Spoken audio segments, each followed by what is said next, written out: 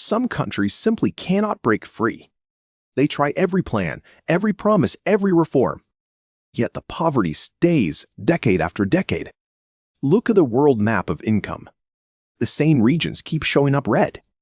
Central Africa, parts of Central Asia, scattered nations in between. Why do these places stay stuck while others rise? The answer is not laziness or bad luck. It is written into the land itself. Geography decides more than most people realize. Imagine being born in a country with no coastline. Every product you sell must cross another nation first. Every import arrives by truck or rail, not ship. Shipping by sea costs a fraction of overland transport. A landlocked country pays double or triple to trade. That cost never disappears, no matter who governs. Now add mountains, deserts, or thick jungle inside. Moving food or fuel becomes a daily struggle. Roads cost 10 times more to build through mountains. Maintenance alone eats budgets meant for schools. Compare Switzerland to Bolivia, both landlocked and mountainous. Switzerland sits beside Europe's richest, busiest trading partners. Bolivia sits beside other poor landlocked neighbors. Geography is not just terrain, it is company. Your neighbors decide how much your isolation hurts. Rich neighbors lift you, poor ones trap you.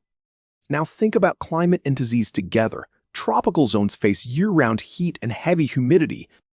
That heat fuels mosquitoes, parasites, and crop pests. Workers fall sick more often. Productivity drops sharply. Malaria alone has cost Africa trillions over centuries. Sick farmers cannot plant. Sick children cannot learn. Temperate climates kill most pests every winter. Tropical climates never get that free natural break. Soil tells another quiet, brutal story. Heavy tropical rains wash nutrients out of the ground. Frozen northern soils lock nutrients in until spring. Farmers in Iowa grow more per acre than Congo.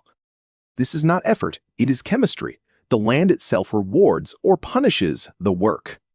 Then comes the resource curse, a strange paradox. Countries rich in oil or minerals often stay poor. Why would buried wealth make a nation poorer? Because one giant export crowds out everything else. When oil money pours in, the currency rises. Local factories cannot compete with cheap foreign imports. Farmers and manufacturers go bankrupt within just years. The country forgets how to make anything but oil. Then, prices crash, and the whole economy collapses. Nigeria, Venezuela, Angola, the pattern keeps repeating itself. Resources also attract corruption like nothing else can. Whoever controls the mind controls the whole country. Power becomes worth fighting for, sometimes violently. Civil wars cluster around diamonds, oil, and coltan deposits. Compare this to Japan or South Korea today.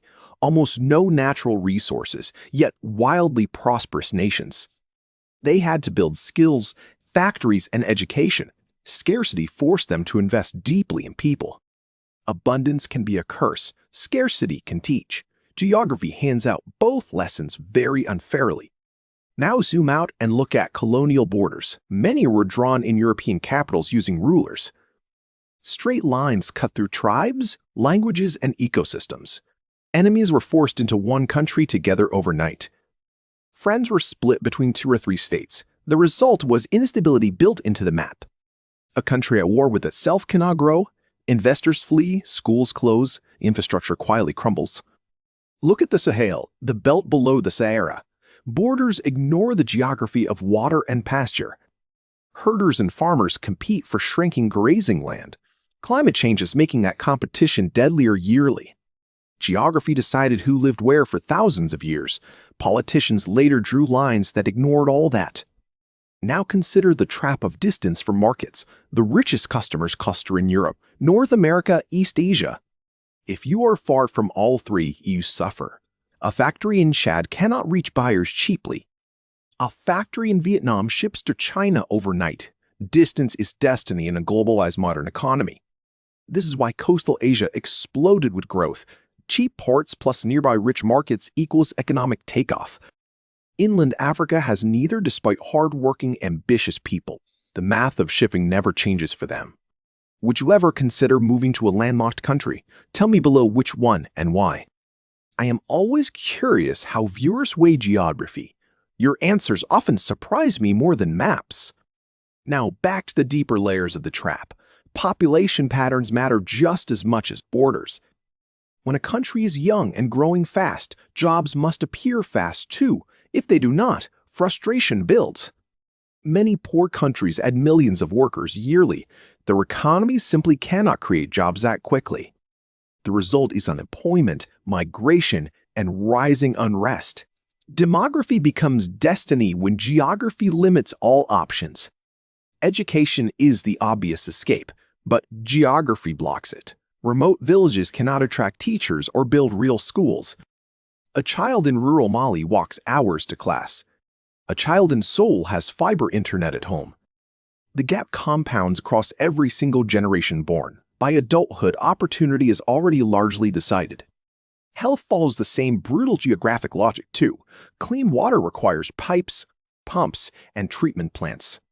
Mountains and scattered villages make pipes nearly impossible.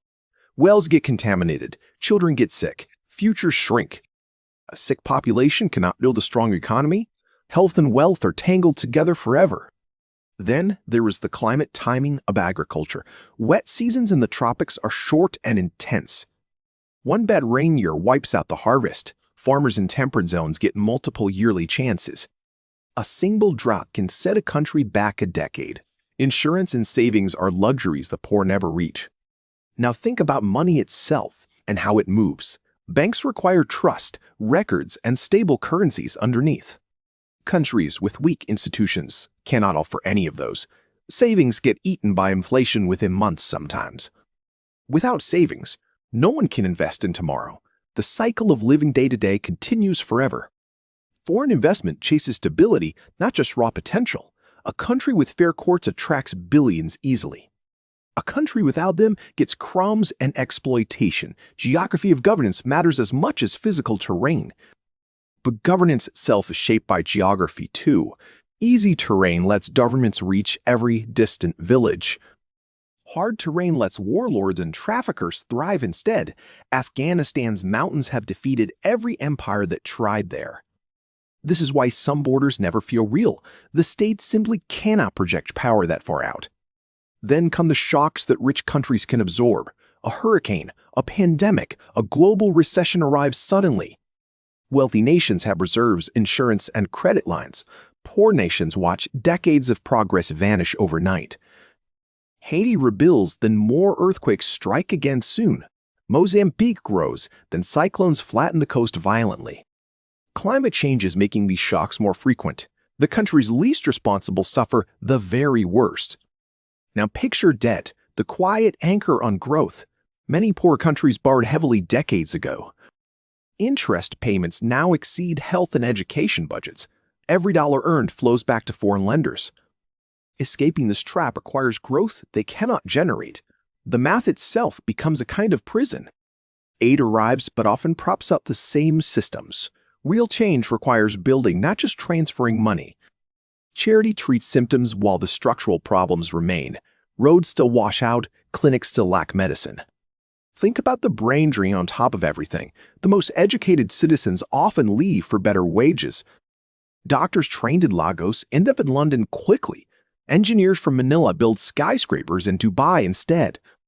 The poor country pays to train them, then loses them. Their remittances help, but the talent gap widens. This quiet outflow is one of poverty's cruelest features. The very people who could fix things are gone. Language and isolation deepen the problem further still. Small linguistic communities cannot access global knowledge cheaply. Textbook software and research live in a few languages. Translating everything is expensive and always lags behind. A student in Helsinki reads the same papers as Harvard. A student in rural Laos waits years for translations. This information gap shapes whole generations of workers. Innovation needs ideas, and ideas need easy access. Now consider energy, the silent engine of every economy. Without reliable power, no factory can plan production. Factories shut when generators fail, orders get canceled abroad, reputation dies, and contracts go to rivals elsewhere. Half of sub-Saharan Africa still lacks steady electricity. You cannot industrialize a country running on candles. Building grids across vast empty land is brutally expensive. Each kilometer of wire costs more than dense Europe. Geography decides how cheaply energy reaches every home. Mountains, deserts, and distance all raise the price. So why do some poor countries finally escape? Look closely and a clear pattern appears. They invest in education before almost anything else. They build ports, roads, and reliable electricity grids. They keep peace, even imperfectly, for many decades. They trade with anyone who will buy from them.